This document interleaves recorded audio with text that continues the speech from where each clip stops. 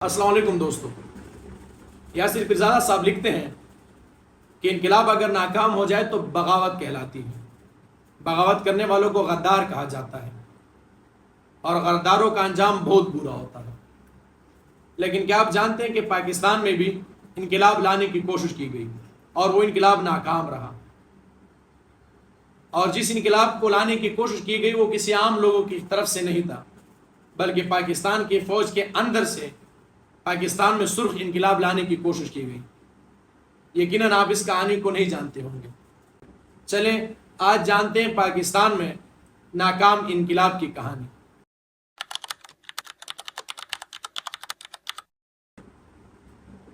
یہ 1951 23 فروری کی شام ہے۔ شہر راول پنڈی ہے اور ملٹری کنٹونمنٹ میں ایک میجر جنرل کا بنگلو،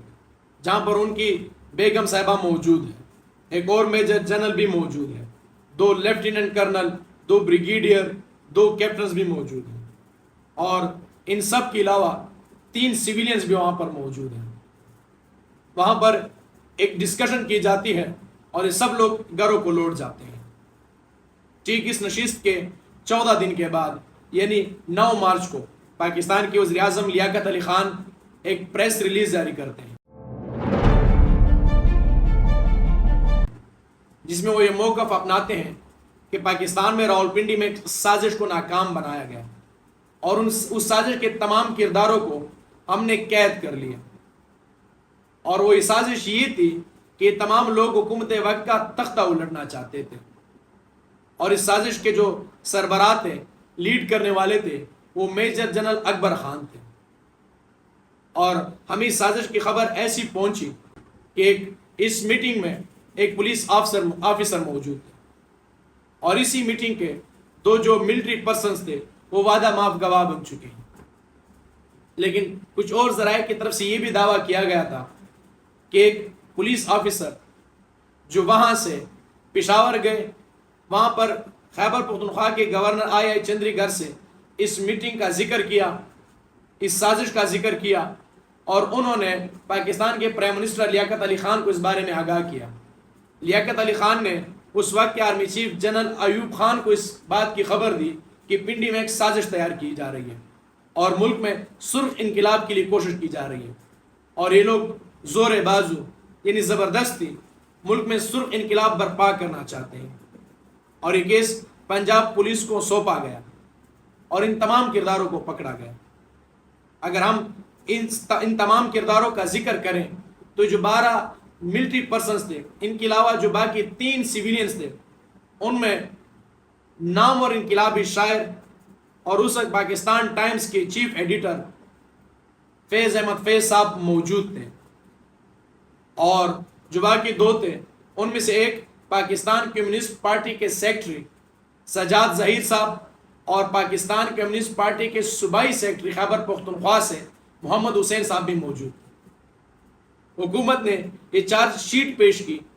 کہ یہ لوگ بغاوت کرنے جا رہے تھے، انہوں نے ایک پلان تیار کر لیا تھا اور بس ایگزیکیوٹ کرنا باقی تھا۔ تمام الزامات میں حکومت کی طرف سے جو چارج شیٹ پیش کی گئی اس میں یہ بھی کہا گیا کہ چونکہ پاکستان کے اندر کوئی آئین نہیں ہے، کوئی اپنا کانسٹیٹیوشن نہیں ہے، اور پاکستان میں جو لاگو ہے وہ ہے 1935 کا برطانیہ کا ایکٹ، اور 1935 کے ایکٹ میں ملک کی جو سربراہ ہے وہ ملکہ ہے، یعنی برطانیہ ملکہ پاکستان کی بھی سربراہ ہے، اور یہ بغاوت اصل میں ان کے خلاف کی گئی۔ اور اس کیس کے ٹرائل کے لیے پاکستان کی گورنمنٹ نے قانون ساز اسمبلی سے راولپنڈی کنسپریسی ایکٹ منظور کرایا، جس کے تحت ایک ٹریبیونل بنایا گیا اور ان کا اسپیشل ٹرائل کیا گیا، اور اس ایکٹ کے تحت حکومت کسی وقت بھی ان کے خلاف کوئی بھی چارج شیٹ پیش کر سکتی ہے اور کوئی بھی پریس ریلیز جاری کر سکتی ہے، لیکن ان تمام 15 لوگوں میں سے کوئی پریس کانفرنس، پریس ریلیز اپنے حق میں نہیں جاری کر سکتا۔ اور اس وقت کی اگر ہم پریس کی ستم ظریفی دیکھیں تو پاکستان کے تمام بڑے اخبارات کراچی میں جمع ہوتے ہیں، ان کے جو چیف ایڈیٹرز تھے، اور ایک قرارداد پاس کرتے ہیں کہ ہم حکومت کے حق میں فیصلہ کر دیتے ہیں، حکومت جو موقف دے ہم ان کو منوان ویسی ہی چھاپیں گے، اور ان تمام لوگوں نے اگر ملک سے غداری کی ہے تو ہم ان کے حق میں کوئی بات نہیں کریں گے۔ اس وقت بنگال سے تعلق رکھنے والے مفتی اسحاق نے بھی فتویٰ جاری کیا کہ اگر لیاقت علی خان کو لگتا ہے کہ یہ تمام لوگ ملک سے غداری کرنے میں شامل تھے، کوئی بغاوت کرنے جا رہے تھے، تو ان کی ٹرائل کرنے کی کوئی ضرورت نہیں ہے، ان کو پھانسی پر چڑھا دیا جائے اور ایک طرفہ فیصلہ کرنے کے بعد ان تمام لوگوں کو 12 سال کی قید سنائی گئی، کچھ کو کم تو کچھ کو زیادہ تھی، اور ان سے برطانیہ کے تمام اعزازات چھین لیے گئے۔ لیکن اگر ہم اس کانسپریسی، اس سازش اور اس کیس کی ڈیپتھ میں جائیں تو اس میں بڑے مزے کے حقائق سامنے آتے ہیں۔ اس میں پہلی بات تو یہ کہ یہ کوئی سازش نہیں کی گئی، یہ سازش، یہ پلان کوئی تیار نہیں کیا گیا اور اس کو ایگزیکیوٹ بھی نہیں کیا گیا، اس کی کوئی بھی شواہد موجود نہیں۔ جس پولیس افسر نے مخبری کی وہ کہیں پر بھی ٹرائل کورٹ میں پیش نہیں ہوا اور اس کو غائب کر دیا گیا، بلکہ اسے جبراً استعفیٰ لیا گیا۔ اور ہم اس سازش کو محض ایک گھر میں موجود 15 لوگوں کی ڈسکشن کہہ سکتے، اس سے زیادہ کچھ نہیں۔ اور اس بارے میں عائشہ جلال بھی لکھتی ہیں کہ یہ امریکہ اور برطانیہ کی انٹیلیجنس ایجنسیوں کی سازش تھی، کیونکہ یہ جتنے بھی 12-13 ملٹری آفیسرز تھے یہ آؤٹ اسٹینڈنگ ٹریک ریکارڈ رکھتے تھے اور یہ محب وطن تھے، لہٰذا برطانیہ اور امریکہ کی انٹیلیجنس ایجنسی یہ چاہتی تھی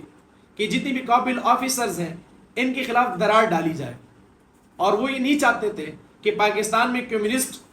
پارٹیاں اور کمیونزم پروان چڑھے، لہٰذا یہ کمیونزم اور جو ملٹری قابل آفیسرز تھے ملٹری کے، ان کے خلاف یہ سازش تھی۔ اور اگر ہم اس وقت کے حالات و واقعات کا جائزہ لیتے ہیں تو اس وقت دنیا میں کیپٹلزم اور کمیونزم کے درمیان سرد جنگ جاری تھی، اور امریکہ برطانیہ کبھی بھی یہ نہیں چاہتا تھا کہ اس خطے میں کمیونزم پھیلے، لہٰذا جتنی بھی کمیونسٹ مائنڈ سیٹ کے لوگ تھے ان کے خلاف ہر جگہ کوشش کی گئی کہ ان کو دبایا جائے، مار دیا جائے، ختم کر دیا جائے۔ اور اگر ہم ان تمام لوگوں کے بارے میں بات کریں تو ان کا تعلق مختلف شہروں سے تھا، ان کی زبانیں مختلف تھی اور ان کی قومیت بھی مختلف تھی،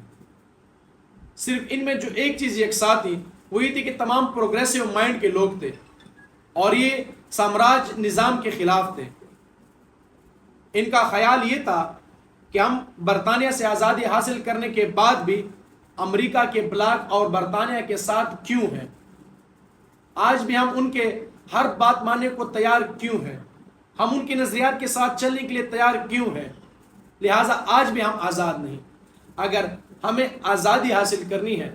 اگر ان سامراجوں سے آزادی حاصل کرنی ہے تو اس ملک میں سرخ انقلاب لانا ضروری ہے۔ لیکن یہ ان لوگوں کے خیالات تھے، ضروری نہیں کہ سب لوگ سرخ انقلاب لانے پر مشترکہ اتفاق رکھتے ہوں، بلکہ ان میں کچھ پاکستان کے جو امریکہ کے ساتھ جانے کی پالیسیاں تھیں کچھ ان کے خلاف تھے، کچھ کشمیر پالیسیوں کے خلاف تھے اور کچھ سامراجی قوتوں کے خلاف تھے۔ لہٰذا یہ نشست 8 گھنٹے کی ایک ڈیبیٹ تھی جو بغیر کسی نتیجے کے پہنچی، اور اس نشست کے بارے میں مختلف جگہوں پر یہ بھی کہا گیا ہے کہ جو باقی ملٹری پرسنز تھے ان کا یہ خیال تھا کہ پاکستان میں انقلاب لانا ضروری ہے اور وہ ہے زور بازو، اور حکومت وقت کا تختہ پلٹ دیا جائے کیونکہ یہ حکومت امریکہ اور برطانیہ کی غلام ہے۔ لیکن جو باقی 3 سویلینز تھے جو کمیونسٹ تھے ان کا خیال یہ تھا کہ یہ کوئی جمہوری عمل نہیں ہے، اور فیض صاحب کہا جاتا ہے کہ فیض صاحب 8 گھنٹے تک دلیلیں دیتے رہے اور باقی سب، اور اس لیے یہ میٹنگ بغیر کسی نتیجے کی پہنچی۔ لہٰذا ہم نے دیکھا کہ انقلاب کے بارے میں سوچنے والے، پروگریسو مائنڈ رکھنے والے اگر بند کمروں کے اندر بھی کوئی میٹنگ کرتے ہیں، کسی چیز پر ڈیبیٹ کرتے ہیں تو وہ بغاوت کہلاتی ہے اور ان کو غدار کہا جاتا ہے۔ اور ان لوگوں نے سالوں تک قید کاٹی صرف انقلاب کے بارے میں سوچنے کے لیے، ان کے بارے میں بات کرنے کے لیے۔ اس کیس میں کچھ بھی ثابت نہ ہوا اور یہ کیس کالعدم قرار دیا گیا۔